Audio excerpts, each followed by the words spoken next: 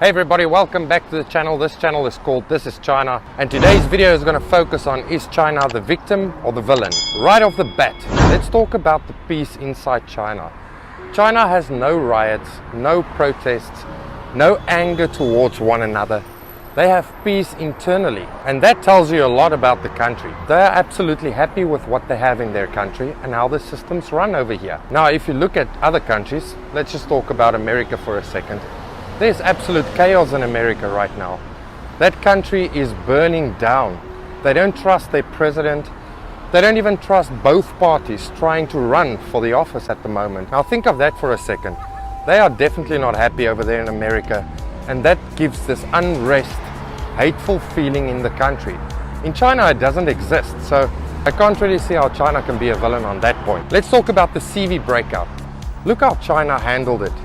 They instantly went onto the problem, found solutions, and tried to figure out how to keep their people safe, how to keep the economy safe, and how to find a way to make their people trust in them that everything will be okay. China never criticized any other country or went onto social medias and news networks and bashed other countries and tried to make them look cool. No, China kept quiet, and they all did it by action. Now that, ladies and gentlemen, right there, that is how a country should manage issues and problems and disasters. Again, if you look at America, they are in a big mess at the moment regarding the COVID-19.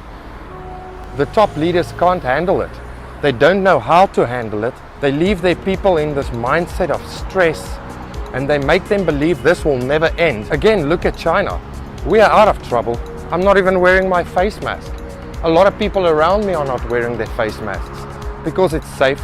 The way China handled it was fantastic. It's an awesome system. They jumped onto the problem and bam, they sorted it out. And yeah, I know there's a lot of people that's going to say, but on Chinese media, they bashed all other countries. Listen, my wife is Chinese. She reads news every single day. There were little to none bashing of other countries on Chinese news networks. They did laugh though when foreigners didn't want to wear their face masks. If we look at Hong Kong, again, the world went crazy and they blamed China and they bashed China for implementing a security law in Hong Kong. The truth is, my friends, China went in there to restore law and order. And I think that's what Trump keeps on tweeting out. The funny thing is, both countries agree to law and order. But if China does it in a city like Hong Kong, where youngsters were burning down buildings, setting people alight, breaking down the city, China is the villain. I seriously can't understand it. Double standards. The economy of China is busy growing so strong that they will become the #1 country in the world. And the rest of the world can't handle this. They want to make China a villain for working hard. Hey, listen, China is a pro-working country. And if I can recall correctly, I think that's what Trump stands for as well. And that is an American value. Working hard for the money you earn. That is what's happening over here in China. The Chinese people are working hard to build up their economy because they want to be #1, but they want to do it without war. And here's something for you to think about. If you don't have work in your country, you will turn to crime. That is what China is busy doing. They are working hard, all of them together, to create more jobs for each and every person of these 1.4 billion people to have a steady income monthly to look after them and their families. Now that for me is amazing, and I can't see why the world will think China is the villain.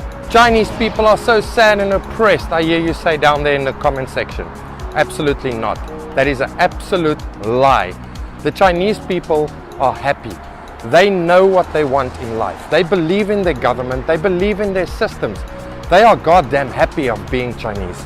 You do get immigrants that go into America and other countries. The Chinese people that do that are normally the guys with a super cool skill. They go abroad, make a ton of money, come back to their home country, and they live an awesome life here in their beloved China. And this is a funny for me.